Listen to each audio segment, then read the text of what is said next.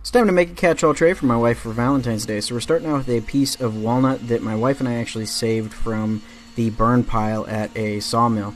So this is just a nice piece of walnut. We're getting it all flattened out so that we can get the tray created and make sure that everything is nice and flat. So now we can switch out for the point roundover bit and get the roundovers done on the outside of this piece. It's really nice to be able to do this on the CNC. It makes things a little bit easier and keeps things a lot more accurate, especially since this is a very thin-lipped piece around certain areas, making rounding over on a router table a little more difficult. So we're switching out for a bowl bit here. This is a 3/4 inch diameter bowl bit. There's a flat bottom on it. You can see those lines that are being created there.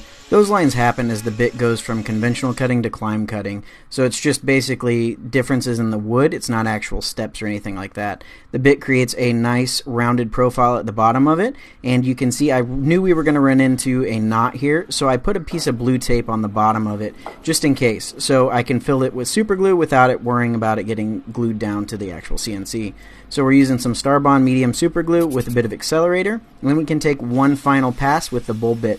I went in an offset on the original passes because it was faster, but on this final pass I'm doing a very small step down and doing a pass with the grain. This will help prevent any sort of excess sanding, as going with the grain will always provide a smoother finish. So you can see that knot filled really nicely. Now we're going to engrave the bottom of it with the 45771-K 30-degree engraving bit, and I'm just going to put in my wife and I's anniversary date. So this is definitely making it a little more customized and special. So we'll then get it switched out for a 1/4 inch down cut bit. This one has a 1 1/8 inch cut height, so it can cut through the full thickness of this material without any issues. The down cut leaves a nice clean top surface, and the bottom surface will be rounded over, so it doesn't matter too much what that looks like. So we got it all cut out, and we can get it removed from the clamps. The super glue did soak through, so I'm glad that I did that, and we can get it trimmed out. So now we're going to round over the backside edge and trim the tabs flush at the same time on the router table.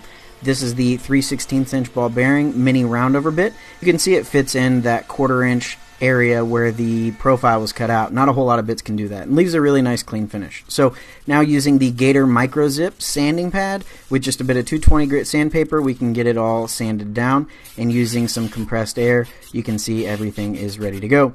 So my wife and I never give cards. We always write messages on pieces on the back. So that's what we're doing here, and then signing it. And then it's time to put finish on. I really like Formby's tongue oil for stuff like this.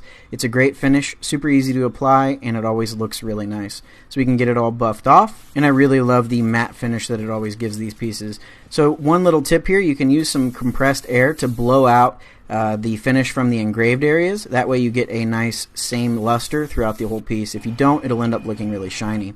So this piece is officially done. I'm really happy with the way that it turned out, and my wife absolutely loved it. So really happy with that. Catch-all trays like this are really pretty easy to make, and they show off the grain of the wood really, really well. So stuff like this is definitely something that I hope inspires you to create something like this yourself and have fun doing it. So anyways, hopefully you guys enjoyed it. We'll catch you guys back out here in the next one. Have a great day, everybody.